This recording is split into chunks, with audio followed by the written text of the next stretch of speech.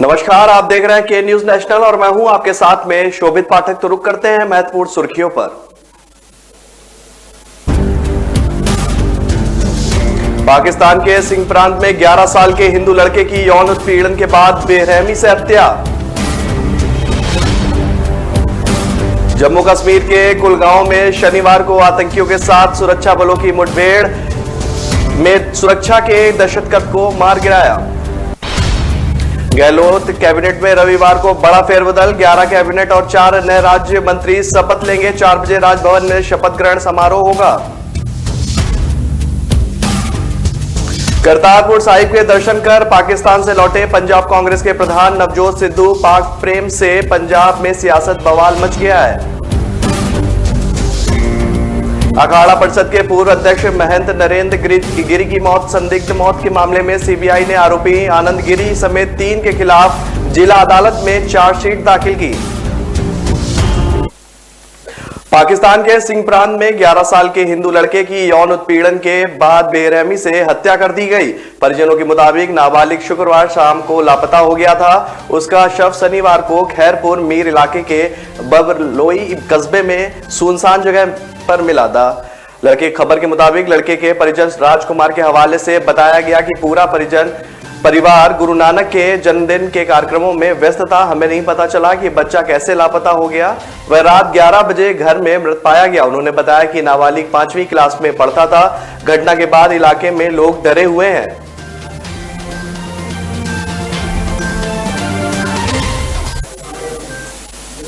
जम्मू कश्मीर के कुलगांव में शनिवार को एक बार फिर आतंकियों के साथ सुरक्षा बलों की मुठभेड़ हुई। अशमुजी इलाके के हुए एनकाउंटर में सुरक्षा बलों ने एक दहशतगर्द को मार गिराया। मारे गए आतंकी का नाम मुदाशिर वाकाए बताया जा रहा है। यह हिजबुल मुजाहिदीन का डिस्ट्रिक्ट कमांडेंट था। एनकाउंटर के दौरान सुरक्षा बलों ने यहां फंसे दर्जन भर स्कूली बच्चों समेत 60 लोगों को सुरक्षित निकाला। सेना और पुलिस की ओर से अभी भी सर्च ऑपरेशन चलाया जा रहा है। घटनास्थल के चारों ओर से घेराबंदी कर दी गई है और आसपास के लोगों से पूछताछ भी की जा रही है।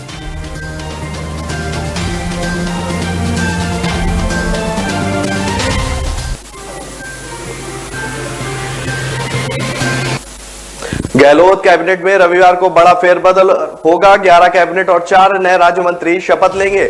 4 बजे राजभवन में शपथ ग्रहण समारोह होगा। इससे पहले गहलोत कैबिनेट के सभी मंत्रियों के इस्तीफे ले लिए गए, जिसमें से रघु शर्मा, हरीश चौधरी, गोविंद सिंह डोटासरा के इस्तीफे मंजूर किए गए। आपको बता दें कि नए मंत्रियों के नाम तय हो गए हैं। विश्वेंद्र सिंह के अलावा पायलट खेमे में 4 मंत्री बने हैं। 3 राज्य मंत्रियों को प्रमोट कर कैबिनेट मंत्री बनाया गया है।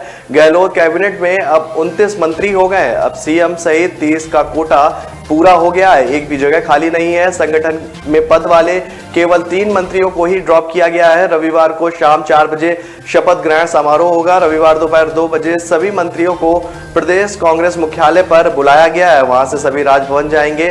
मंत्री बनने वाले नए विधायकों को शनिवार रात ही फोन करके सूचना दे दी गई थी। शनिवार शाम को सीएम निवास पर हुई मंत्रिपरिषद की बैठक में सभी मंत्रियों से इस्तीफे लिए गए। जिन मंत्रियों को हटाया गया, केवल उन्हीं 3 के इस्तीफे स्वीकार किए गए। बाकी सभी नए मंत्रिमंडल में शामिल रहेंगे। करतारपुर साहिब के दर्शन कर पाकिस्तान से लौटे पंजाब कांग्रेस प्रधान नवजोत सिद्धू के पाक प्रेम से पंजाब में सियासी बवाल मच गया है। अकाली दल और भाजपा ने सिद्धू के बहाने कांग्रेस पर सवाल खड़े कर दिए हैं। अकाली नेता मनजिंदर सिंह सिरसा ने तो यह कह दिया है कि सिद्धू देश से गद्दारी कर रहे हैं। वहीं भाजपा नेता ग्रेवाल ने कहा कि सिद्धू की पंजाब और पाकिस्तान में दोनों जगह सरकार है। वहीं कांग्रेस अब हाल ही में हुए पाक भारत क्रिकेट मैच के बहाने सिद्धू का बचाव करने में जुटी हुई है। यह पूरा विवाद शनिवार को तब खड़ा हुआ जब सिद्धू शनिवार को करतारपुर कॉरिडोर के रास्ते पाकिस्तान गए। वहां पाक पीएम इमरान खान की तरफ से करतारपुर साहिब के सीईओ मोहम्मद लतीफ के स्वागत से गदगद होकर उन्होंने पाक पीएम इमरान खान को बड़ा भाई बता दिया।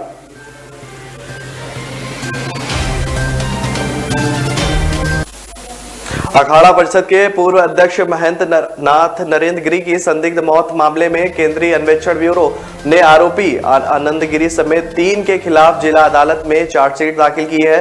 सीबीआई ने अपनी विवेचना में उन्हीं तथ्यों पर जोर दिया जिन पर यूपी पुलिस ने अपनी शुरुआती विवेचना में दिया था। सीबीआई ने महंत गिरी की मौत को आत्महत्या माना है। वहीं आनंदगिरी आधा तिवारी व संदीप तिवारी के खिलाफ 306 120 बी धारा लगाई गई है। सीबीआई ने अपनी चार्जशीट में उल्लेख किया है कि 2008 में आनंदगिरी की ओर से गंगा सेना का गठन किया गया। कुंभ मेले में अलग कैंप लगवाया गया था। यहीं से महंत नरेंद्रगिरी व आनंदगिरी के बीच दुनिया बढ़ना शुरू हो गई थी।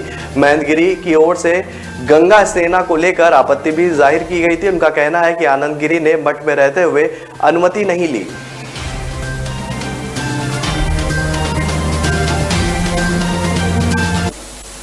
प्रधानमंत्री नरेंद्र मोदी ने भले ही तीनों कृषि कानूनों की वापसी का ऐलान कर दिया हो, लेकिन किसान अभी अपने खेतों की तरफ लौटने के मूड में नहीं दिख रहे हैं। कल यानी 22 नवंबर को लखनऊ में संयुक्त किसान मोर्चा की महापंचायत होगी। इसमें देश भर के किसान और उनके नेता पहुंचेंगे। 5 सितंबर को मुजफ्फरनगर में हुई महापंचायत के बाद यह दूसरी बड़ी महापंचायत कही जा रही है। अब किसान नेता न्यूनतम समर्थन मूल्य यानी कि एमएसपी और बिजली संशोधन बिल पर केंद्र सरकार को कैसे घेरा जाए, इस पर आंदोलन आगे ले जाने की तैयारी में जुट गए हैं। इसलिए लखनऊ की महापंचायत अहम मानी जा रही है। आज ही वेस्ट यूपी के जिलों से किसान लखनऊ के लिए कूच करेंगे। भारतीय किसान यूनियन के प्रवक्ता राकेश टिकैत ने कहा है कि अभी किसान आंदोलन चलता रहेगा। लखनऊ में 22 नवंबर को तय होगा कि आगे की रणनीति क्या है। भारतीय जनता पार्टी सदस्यता अभियान के तहत 21 नवंबर से बूथ सदस्यता अभियान प्रारंभ करेगी। पार्टी के पदाधिकारी, जनप्रतिनिधि, कार्यकर्ता वो बूथ सदस्यता अभियान में प्रत्येक दहलीज पर पहुंचकर लोगों को भाजपा के साथ जोड़ने का काम करेंगे।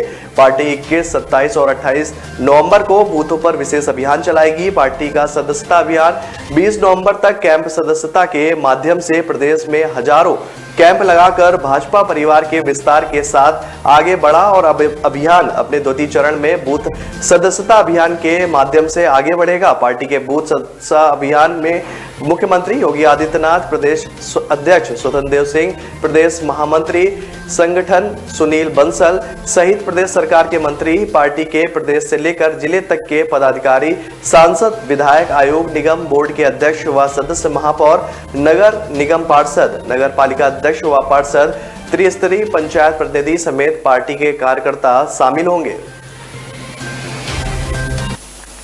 तो रुकना एक छोटे से ब्रेक के लिए, ब्रेक के बाद जल्द हाजिर होंगे।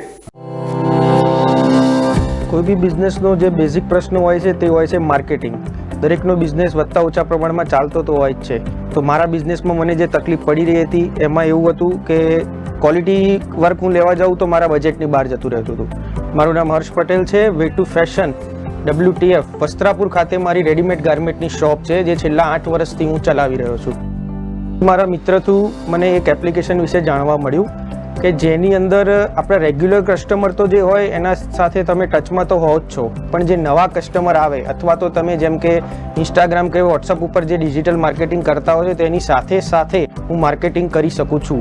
બ્રાન્ડ સ્પોર્ટ 365 સૌથી પહેલાં તો 7 દિવસનો જે ટ્રાયલ ફ્રી પેક હતો એ મેં યુઝ કર્યો. એનાથી મને સારી એવી મજા બી આવી અને એકદમ ઇઝી છે કે જેમાં મારે કોઈની જરૂર પણ નથી પડતી. હું મારી જાતે મારું માર્કેટિંગ કરી શકું છું. એ ફીચર્સ મને બહુ સારો લાગ્યો. ત્યારબાદ મને એવું લાગ્યું કે આપણે આના પેઇડ વર્ઝનમાં જવું જોઈએ, જે મેં લીધું પેઇડ વર્ઝન એનું. ત્યારબાદ એની અંદર એવી સિસ્ટમ છે કે તમે અનલિમિટેડ ફ્રેમ ડાઉનલોડ કરી શકો છો અને તમારો લોગો, એડ્રેસ અને કોન્ટેક્ટ નંબર લગાવી અને તમારા કસ્ટમરને એપ્રોચ કરી શકો છો, જેનાથી મારો કસ્ટમરનો ફ્લો પણ વધ્યો અને મને ઇઝી પણ લાગ્યો આ યુઝ. મારે જે માર્કેટિંગનો એમ હતો જેનું પરફેક્ટ સોલ્યુશન મને બ્રાન્ડ સ્પોર્ટ 365 એ આપ્યો. કોઈ ઝંઝટ નથી. લોગો અપલોડ, ઇમેજ ડાઉનલોડ અને શેર.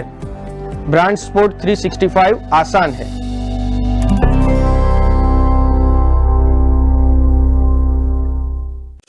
न ऐश का न द्वेष का, यह दंगल है देश का. सुलगती समस्याओं के झुलसते सवालों का होगा दंगल देश का. प्रशासन के प्रश्नों को लेकर होगा दंगल देश का. शिक्षा, स्वास्थ्य, समाज, कानून और व्यवस्था के आज क्या है हालात. सोमवार से शुक्रवार रोज रात 8 बजे जलपा क्षत्रिय के साथ दंगल देश का.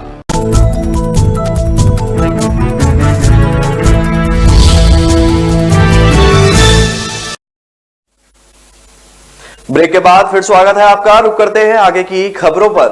मुख्यमंत्री योगी आदित्यनाथ आज यानी 21 नवंबर की शाम 2 दिनों के दौरे पर गोरखपुर आएंगे। सीएम योगी मानबेला में पीएम आवास योजना के तहत जीडीए की ओर से बनाए गए आवासों का लोकार्पण कर लाभार्थियों को चाबी सौंपेंगे।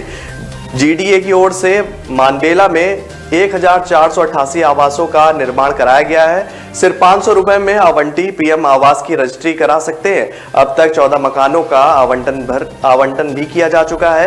इस योजना के तहत बने मकानों की कीमत 4.50 लाख रुपए है। इसमें 2.5 लाख रुपए सरकार की ओर से जबकि 2 लाख आवंटी को देने हैं। जीडीए आवासीय परिसर को निःशुल्क वाईफाई सुविधा से भी लैस किया जाएगा। इस कार्यक्रम के बाद सीएम योगी बीजेपी के राष्ट्रीय अध्यक्ष जेपी नड्डा के कार्यक्रम की तैयारियों का जायजा लेंगे। राष्ट्रपति से स्वच्छता अवार्ड लेकर रायपुर लौटे मुख्यमंत्री भूपेश बघेल का हवाई अड्डे पर विजेताओं की तरह स्वागत हुआ। उनके स्वागत के लिए शनिवार शाम हजारों की संख्या में कांग्रेस के नेता कार्यकर्ता हवाई अड्डे पर पहुंचे। लाउंज से बाहर निकलते ही भीड़ ने उन्हें फूल मालाओं से लाद दिया। भीड़ का उत्साह देखकर मुख्यमंत्री खुद कार से बाहर निकल आए। उन्होंने झंडे लहराकर भीड़ का अभिवादन भी किया। हवाई अड्डे पर पत्रकारों से चर्चा के दौरान उन्होंने कहा कि छत्तीसगढ़ को मिले पुरस्कार का श्रेय जनता को जाता है। मैं सभी छत्तीसगढ़ वासियों, स्वच्छता दीदियों और जनप्रतिनिधियों, अधिकारियों को बधाई देता हूं। मुख्यमंत्री ने कहा कि पुरस्कार को बरकरार रखना अपने आप में चुनौती है। हम चाहेंगे कि आगे भी अधिक से अधिक पुरस्कार पाए जाए। चने की भाजी, गिलकी की सब्जी, दाल के साथ मक्के और ज्वार की रोटी खाकर आनंद आ गया। यह भोजन नहीं बारेला परिवार का प्रेम मिला हुआ है। मैं बहुत संतुष्ट हूं। इस गांव ने मुझे हमेशा प्रेम किया। ये शब्द थे मुख्यमंत्री शिवराज सिंह चौहान के। उन्होंने शनिवार को सीहोर जिले के सिराली गांव में श्रीराम बारेला के घर भोजन किया। श्रीराम बारेला ने कहा कि हम मुख्यमंत्री की सहजता और सरलता के कायल हैं। वे हमें अपने परिवार के सदस्य की ही तरह लगे।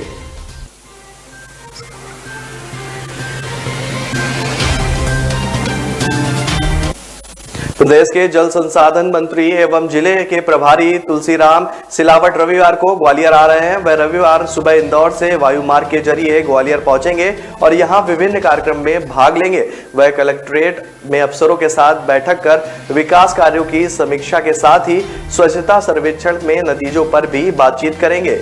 आपको बता दें कि प्रभारी मंत्री सिलावट के प्रभार में ही ग्वालियर स्वच्छता रैंकिंग में इतनी तेजी से लुढ़का है। स्वच्छता सर्वेक्षण में खराब प्रदर्शन पर मीडिया उनको घेर सकती है। जल संसाधन मंत्री व जिले के प्रभारी मंत्री तुलसीराम सिलावट 21 नवंबर को सुबह 10:35 पर इंदौर से वायु मार्ग द्वारा प्रस्थान कर दोपहर 12:15 पर ग्वालियर विमानतल पहुंचेंगे। दिल्ली के बॉर्डर पर संघर्ष को अब और कैसे बढ़ाया जाना है, इस पर फैसला आ जाएगा। पूरे देश के किसान संगठनों के बने संयुक्त किसान मोर्चा एसकेएम की अहम बैठक दिल्ली के सिंघू बॉर्डर पर होने जा रही है। इसमें फैसला लिया जाना है कि संघर्ष को आगे कैसे बढ़ाया जाएगा। जबकि एसकेएम पहले ही कह चुका है कि उनका यह संघर्ष लगातार जारी रहेगा और अब तक दिए गए सभी एक्शन उसी तरह से होने हैं। मगर फिर भी आज की बैठक में इस पर भी विचार किया जाना है, क्योंकि किसानों की बेहद बड़ी मांग मानने को सरकार तैयार हो गई है। तो क्या दिए गए एक्शन कुछ ढीले कर दिए जाएंगे या इसे रोक लेना चाहिए, इस पर विचार किया जाना है। यह बैठक 10 बजे शुरू होगी और करीबन 2 से 3 घंटे तक की मीटिंग के बाद आए फैसलों का ऐलान कर दिया जाएगा।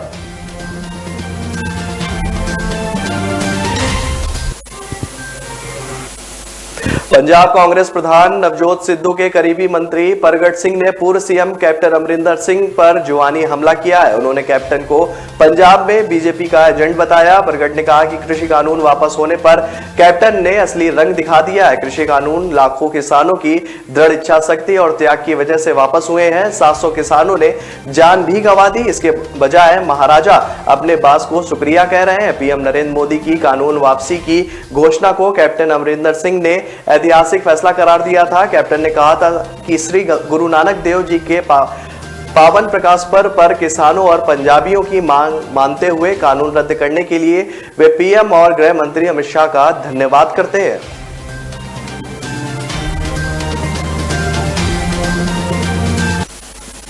राजस्थान के राज्यपाल कलराज मिश्र ने कृषि कानून पर कहा है कि समय अनुकूल नहीं है, इसलिए प्रधानमंत्री ने कृषि कानून वापस लेने का फैसला लिया है। अगर आगे जरूरत पड़ी तो किसान बिल फिर से लाया जाएगा।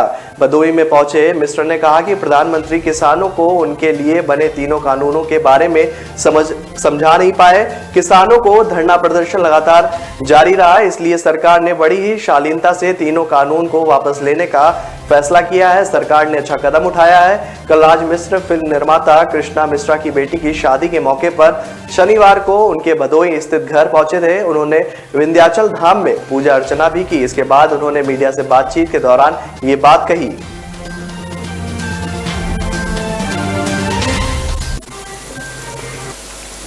भारत और न्यूजीलैंड के बीच रांची में खेले गए दूसरे T20 मैच को कांग्रेस सांसद शशि थरूर देखने गए थे। मैच के बाद उन्होंने टीम इंडिया के कप्तान को बदलने की मांग कर डाली।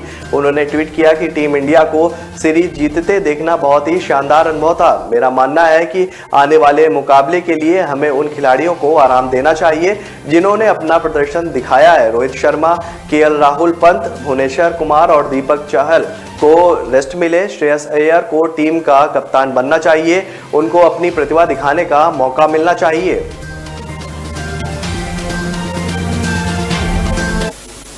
तो फिलहाल इस बुलेटिन में मेरे साथ इतना ही। आगे की खबरों के लिए बने रहिए के न्यूज़ नेशनल के साथ। नमस्कार।